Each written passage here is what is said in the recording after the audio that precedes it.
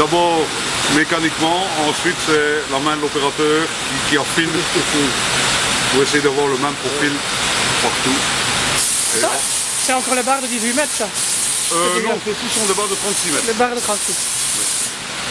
Mais bon, il y a des barres de 18, de 27, de 36, 75 et 100 mètres. Oh. Et c'est pour la facilité de visite et pour remplir les tables, pour éviter que les ponts roulants ne doivent passer avec des gens en dessous. On a mis des barres de 36 pour avoir plus facile.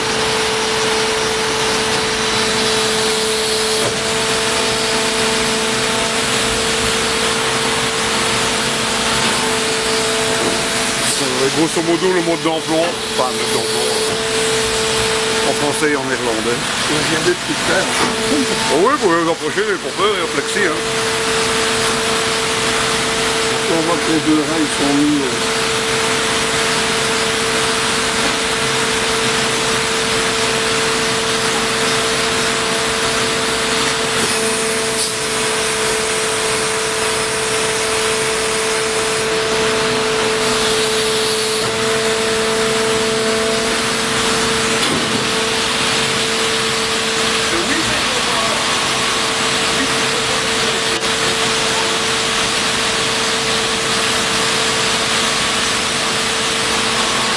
Quand les rails sont bien placés, là on envoie le courant. Et il y a 8 préchauffages qui se font donc, pour aplanir les rails, pour qu'ils soient bien en contact.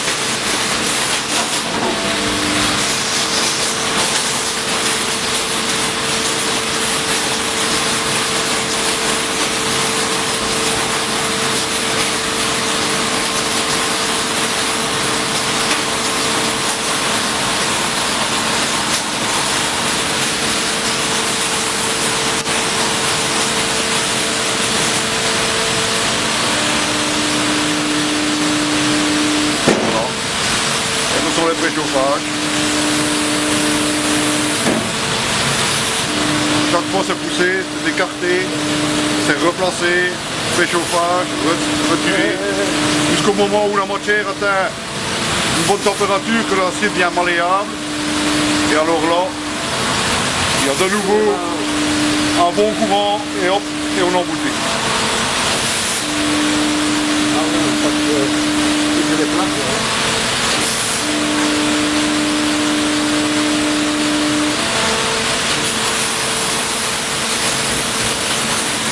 C'est le forgeage de la soudure.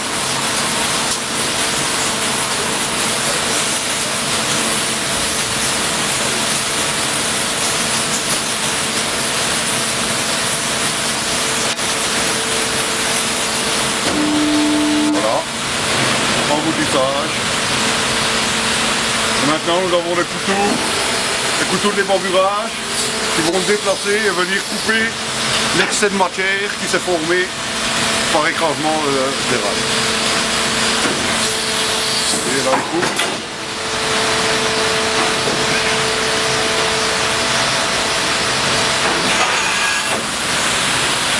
Une fois tout l'excès est parti, il nous reste une fine, un petit peu trop de matière, bien sûr, qui lui va être meulé dans la machine à côté.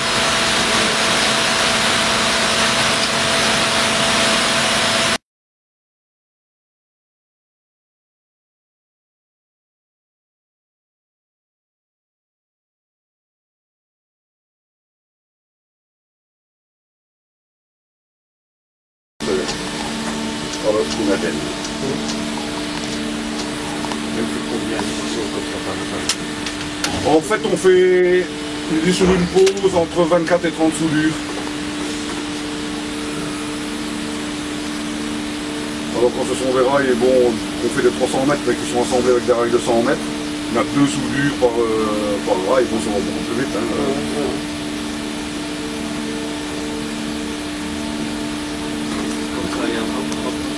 Non. Avant, oui. Étant donné qu'avant, on n'avait que des barres de 18, 27 et 36. Là, on est obligé de travailler en 3 pauses. Ouais. Mais ici, maintenant, étant donné qu'on a les 75 et les 100 mètres aussi, là, oui, bah oui, il faudrait à ce moment-là 2 soudeurs, il faudrait ici 2 meuleurs, 23. Et là-bas, il faudrait quelqu'un aussi, des pontonniers pour charger la table. Vous déchargez les rails qui sont très terminés, donc bon, ça demanderait beaucoup trop de personnel. Ils sont faits où les rails? Les rails, c'est Chorus, c'est français, il y a des français, il y a des allemands. Plus en Belgique? Non, normalement, mais c'est non. Enfin, je ne pense pas du moins. Alors, il y a des nouveaux marchés qui s'ouvrent.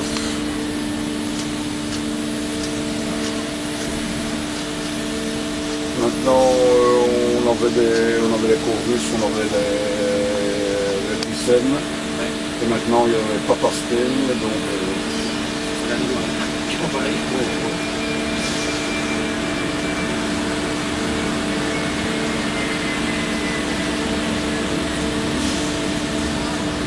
Et chaque rail est de toute façon numéroté, il a une étiquette bleue qui passe au lecteur laser, mais de toute façon le numéro du rail est frappé dans l'arme à chaque. Comme ça on sait toujours retrouver le rail, où est-ce qu'il a été placé, tout. Le moins de défaut, on s'est dit, tiens voilà, c'est celui-là. Et quand ils sont placés en voie, étant donné qu'on a un plan de chargement aussi, La chaîne là, qu'est-ce qu'elle fait? ça c'est la meuleuse, ça c'est la presse et la lecture laser. Donc presse. ici, oui. Elle sert à quoi la presse? Ben, si le rail est déformé au soudage, il faut le represser quand même pour le remettre plus ou moins dans les tolérances. Ça c'est la première opération. Oui, première opération, il doit d'abord faire le mesurage de toute façon.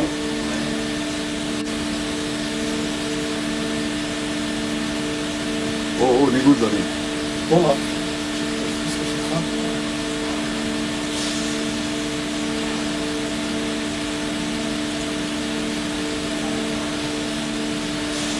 Ah oui, ça excusez.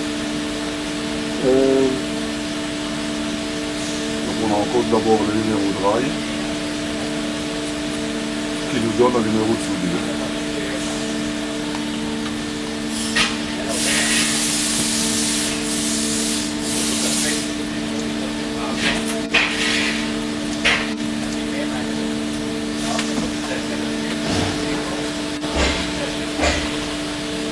Voilà, là c'est le mesurage. Là il va nous la déformer, voilà.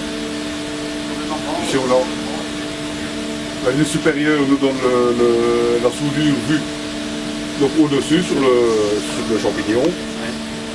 Et le graphique du bas nous donne le côté. Ici c'est le côté avant. Donc c'est comme si on regardait le rail du dessus, voilà. La pointe c'est la soudure. Ouais. Et là maintenant il faut presser. Et le rouge c'est la tolérance ou quoi? Oui, ici nous avons 0 plus 3 en vertical, donc au-dessus, et plus ou moins 3 dixièmes sur le côté. Ah mais non, c'est pas beaucoup. Non, c'est toujours étonnant. Pour les TGV, on travaille sur 2 dixièmes. Et ici il va presser sur le côté pour le ramener la soudure dans les tolérances, qu'elle soit bonne après le mélange. Et tous les 300 mètres alors, la jonction avec le rail suivant, c'est une soudure? Soit ils sont soudés en voie à soudure aluminothermique, soit on met un rail de dilatation qui permet... Ça, il y a quand même encore des rails de dilatation. Ah oui. Vous avez combien de temps? Bon. Ici en Belgique, pas beaucoup, parce qu'on a des croisements énormes de partout. Donc, ça ne serait pas énorme la longueur d'un rail terminé. Hein. Bon, c'est comme ça, je ne sais pas vous dire. Ça, il faudrait demander aux gens qui placent les rails en gros. Vous voyez, ici on voit qu'elle a bien été déformée. Il faut encore repousser un petit peu.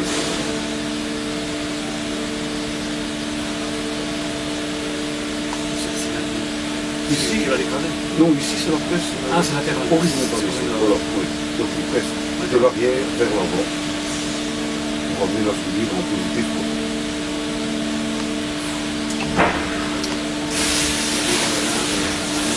Toujours dans le risque.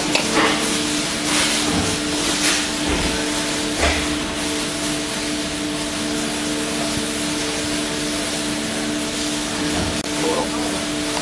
Ça, il y a quasiment tout droit, le rail au droit. Le côté ici, quasiment sur la ligne 0, donc là. Normalement c'est la cabine qui se déplace. Mais ici pour éviter les accidents, on fait simplement déplacer le rail. Normalement, c'est la cabine. Oui, la cabine se déplace parce qu'il faut placer le rail correctement dans le centre de la presse. Et pour éviter les chipotages avec le joystick, et là-bas, la distance est calculée, hop, Ouais, ok, d'accord. la cabine s'arrête, on est bon tout de suite. Ok, donc là, vous faites. Pour éviter beaucoup de manipulation. Vous compliquez la vie à cause de vous, c'est ça? Bah, nous, je ne dirais pas à cause de vous, c'est par sécurité. Voilà, donc maintenant, il peut attaquer le meulage. Un petit replacement. Je crois toujours évitant cette petite manipulation, comme ça on perd énormément de temps. C'est pour ça qu'on a fait une cabine qui se dépasse. Là, c'est le meulage qui va commencer. Il y a une fausse en Et la cabine est montée sur le rail et dans la fosse. Là, c'est un disque alors. Oui. Ah, voilà. C'est comme une surfaceuse en fait. Ah, et elle s'incline pour aller chercher Oui. C'est une machine semi-automatique, donc c'est l'opérateur qui gère la descente de la meule et la vitesse de rotation du fil. Les nouvelles générations sont automatiques. entièrement. Oui, mais je n'en ai jamais vu. Vous savez juste que ça existe. Oui. Par les ingénieurs de bureau, eux, ils ont été voir, bien sûr. Nous, nous n'avons pas encore eu l'occasion. Hein. C'est même si ça fait le même bruit qu'un train finalement. Mais ça ne fait plus de bruit quand c'est fini. Oui, justement, ça fait Voilà. Enfin, vous faites à l'oreille aussi en fait. Oui, ben oui, oui.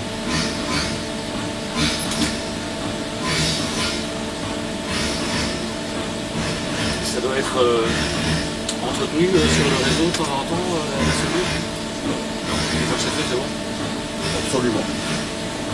On fait des tests tous les lundis, on soude une pièce d'épreuve, donc on assemble deux rails qui sont ensuite pressés à la machine là-bas, qui nous donne la résistance quoi, de la soudure. Tous les lundis et à chaque changement de type de rail.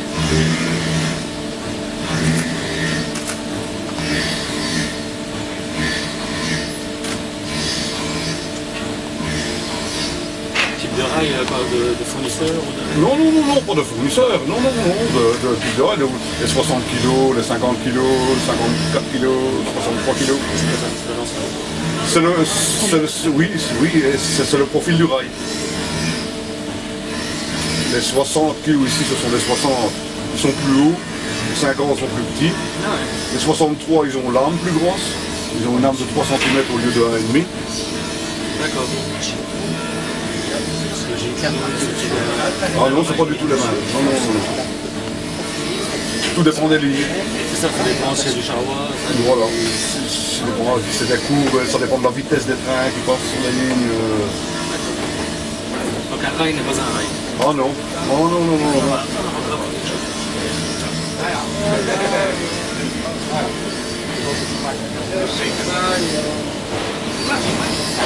Zeker.